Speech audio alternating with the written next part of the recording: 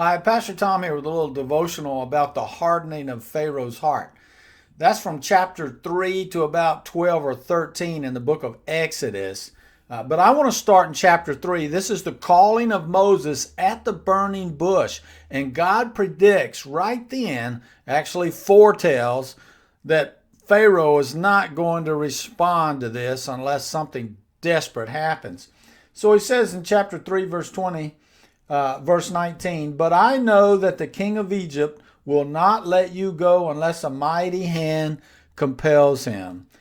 And so we read over in subsequent chapters that Pharaoh's heart is stubborn and he refused to let the people go.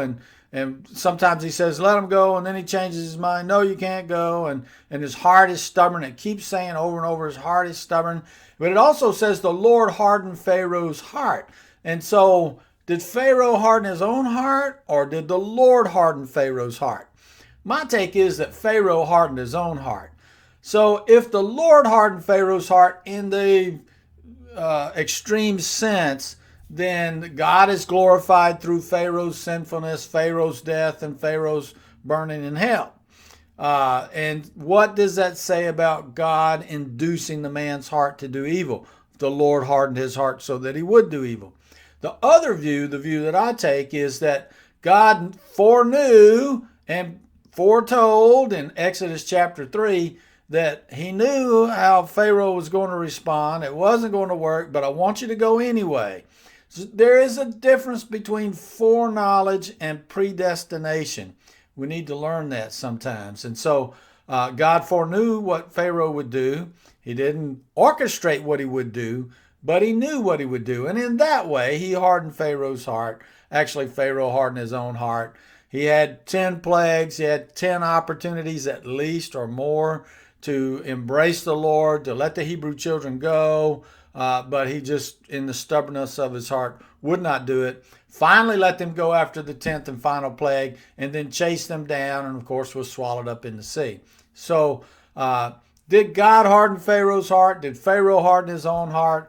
I think God orchestrated the events knowing how Pharaoh would respond, and Pharaoh hardened his own heart.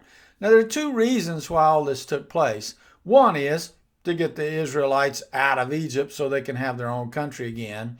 The other is so that they may know. It says here in chapter 7 and verse 5, "And the Egyptians will know that I am the Lord when I stretch out my hand against Egypt and bring the Israelites out of it."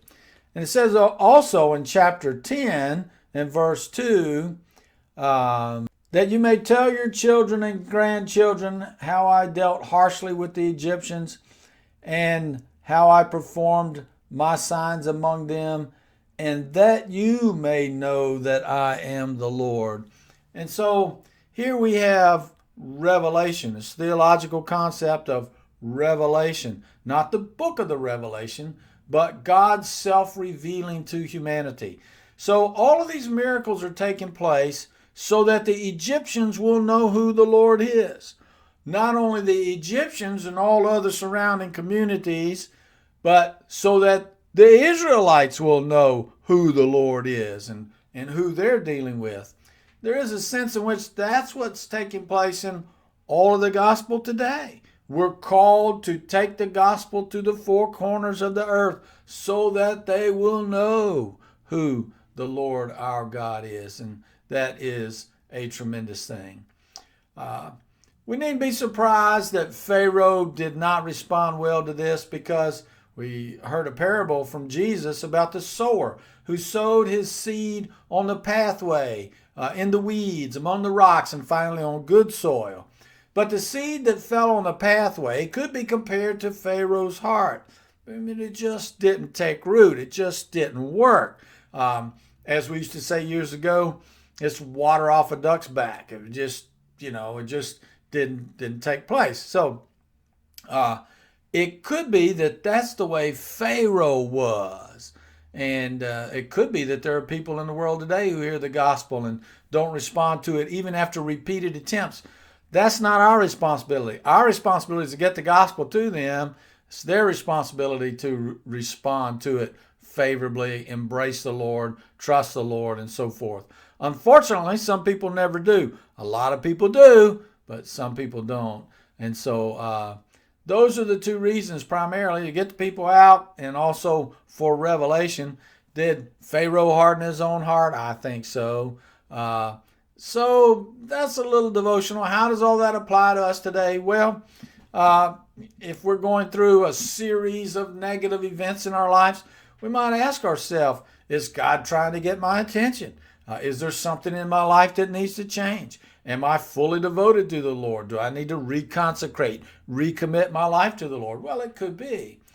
Or could it be that I'm just fully devoted to the Lord and going through a trialsome situation, and I need to make sure my heart remains tender and soft toward God and trust God in the midst of difficult times? We all go through them. Nobody ever said it was going to be easy, only that it's going to be worth it. And so the hardening of Pharaoh's heart and the lessons we learn from that and how that applies to us in the gospel in the world today. That's what we're talking about this morning. I hope God blesses you and you receive some truth today that might be useful to you. So have a good day.